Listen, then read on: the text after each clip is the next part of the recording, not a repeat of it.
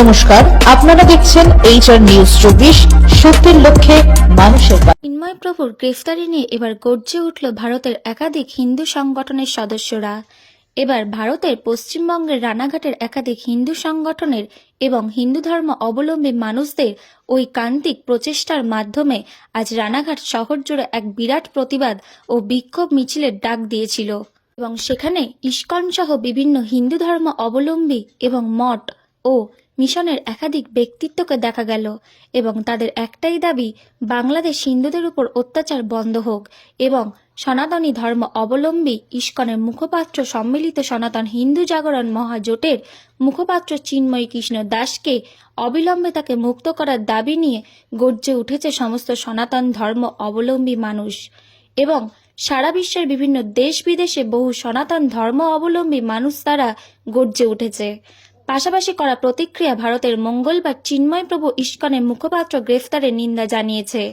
বিদেশ মন্ত্রক চিন্ময় কৃষ্ণ দাসকে গ্রেফতারের বিষয়ে উদ্বেগ প্রকাশ করেছে।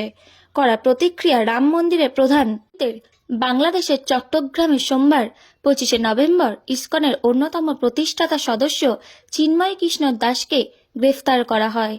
এরপর থেকে পরিস্থিতির অবনতি হচ্ছে। গ্রেফতারের প্রতিবাদে হিন্দু সম্প্রদায়ের মানুষ রাজপথে নেমেছে। অভিযোগ উঠেছে যে বিএনপি ও জামাতের কর্মীরা হিন্দুদের ওপর হামলা চালিয়েছে, যার ফলে প্রায় 50 জন আহত হয়েছেন। গভীর রাতে হাজার হাজার হিন্দু জয় শ্রীরাম এবং হর হর মহাদেব স্লোগান দিয়ে মৌলভীবাজারে একটি বিশাল মশাল মিছিল বের করে। আহত বেশ কয়েকজন। বিক্ষোভকারীদেরকে হাসপাতালে ভর্তি করা হয়েছে। আশ্চর্যের বিষয় হলো, হিংসার ঘটনার সময় প্রশাসন ও পুলিশ কোনো ব্যবস্থা নেয়নি। শাহবাগ হামলার সময় পুলিশ ও প্রশাসন নীরব দর্শকের ভূমিকা পালন করে। সোশ্যাল মিডিয়ায় ভাইরাল হয়েছে হামলার সময়ের ছবি। ইস্কনের অন্যতম প্রতিষ্ঠাতা সদস্য চিন্ময় কৃষ্ণ দাস ব্রহ্মচারীর গ্রেফতারের করা প্রতিক্রিয়া জানিয়েছেন শ্রীরাম জন্মভূমি মন্দিরের প্রধান পুরোহিত আচার্য সত্যেন্দ্র দাস।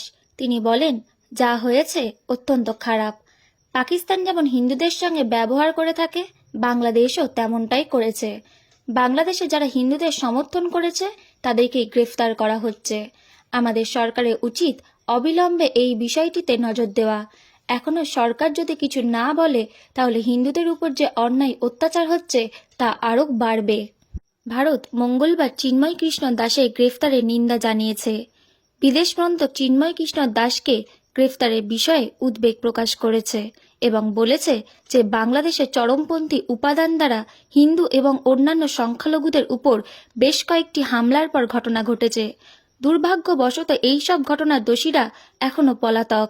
চিন্ময় দাসকে কারাগারে পাঠানো নিয়ে ভারত উদ্বেগ প্রকাশ করলেও সেই বিষয়ে হস্তক্ষেপের কোনো সম্ভাবনা নেই।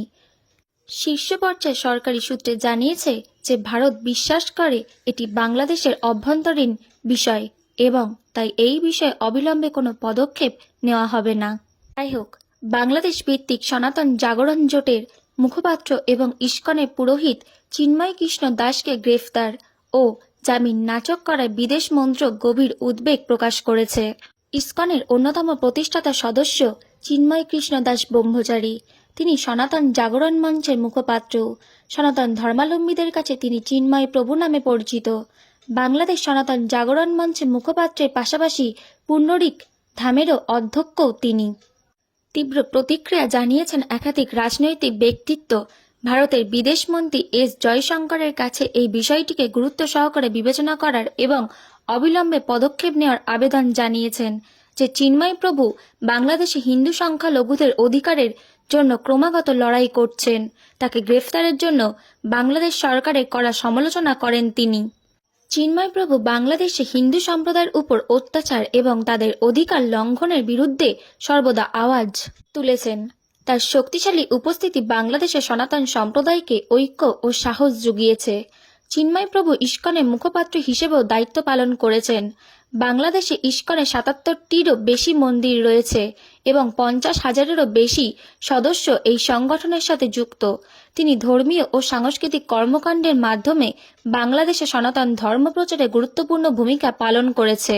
এই বিষয়ে রানাঘাটের সনাতনী ধর্ম অবলম্বীরা আমাদের ক্যামেরার সামনে কি জানাচ্ছে আমরা বিস্তারিত শুনে নেব। নদিয়া রানাঘাট থেকে ব্যুরো রিপোর্ট। HR news 24। এই আন্দোলনটা বহুদিনের।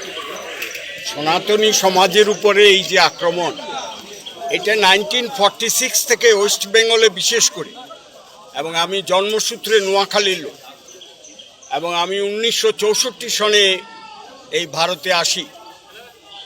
আজকে দেশভাগের সময় পাকিস্তানে সামগ্রিকভাবে পাকিস্তানে 36% হিন্দু ছিল। আজকে মূল পাকিস্তানে এটা প্রায় 0।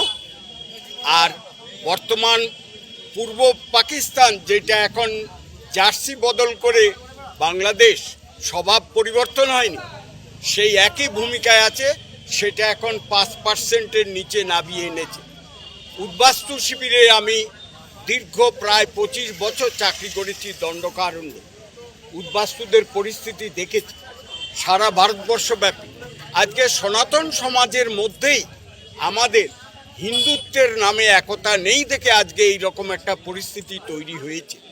সারা ভারতবর্ষব্যাপী এই পরিস্থিতি তৈরি হয়েছে, এবং হিন্দুদের আমাদের পরিষ্কার ভাষায় বুঝতে হবে। আজকে এখানে হয়তো রাজনৈতিক বক্তব্য রাখার সুযোগ নেই, তৎসত্ত্বেও আমি বলবো, ভারতবর্ষে যে কংগ্রেস এবং কমিউনিস্ট সমাজবাদীরা আছে, এরা সামগ্রিকভাবে অত্যন্ত হিন্দু বিরোধী, এবং এরা হিন্দুত্বের নামে প্রত্যেককে মিসলিড করে। বিগত কয়েকদিন আগেও সেটা দেখা গিয়েছে।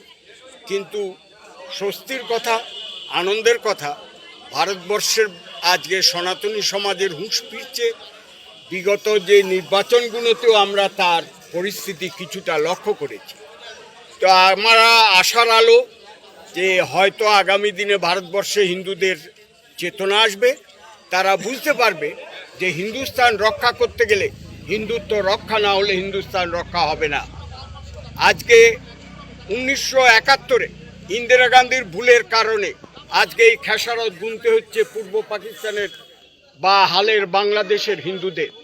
ইন্দিরা গান্ধী সেই সময় যদি এই ভূমিকায় না গিয়ে এন্টায়ারলি এই পূর্ব বাংলাকে ধরে রেখে, আজকে আমরা যেখানে আছি এটা পশ্চিম বাংলা, স্বাভাবিকভাবে একটা বাচ্চা ছেলে আমায় প্রশ্ন করতে পারে যে জেঠু, দাদু, এইটা পশ্চিম বাংলা, পূর্ব বাংলা কোথায়?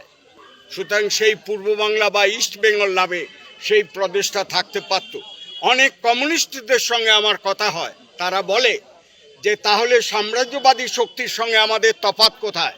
আমি ওদেরকে বলি, 1971-এর পর আমরা একটা দেশ দখল করে আমাদের ভারতের প্রদেশ বানিয়েছি।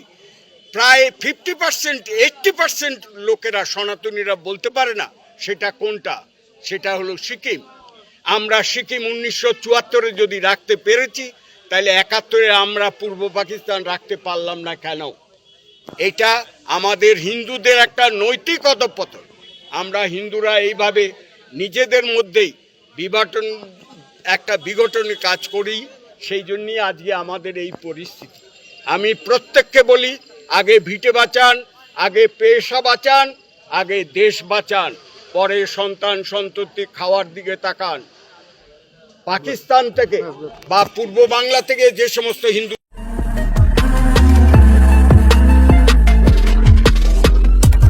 নমস্কার, আপনারা দেখছেন HR নিউজ 24, সত্যের লক্ষ্যে মানুষের পাশে।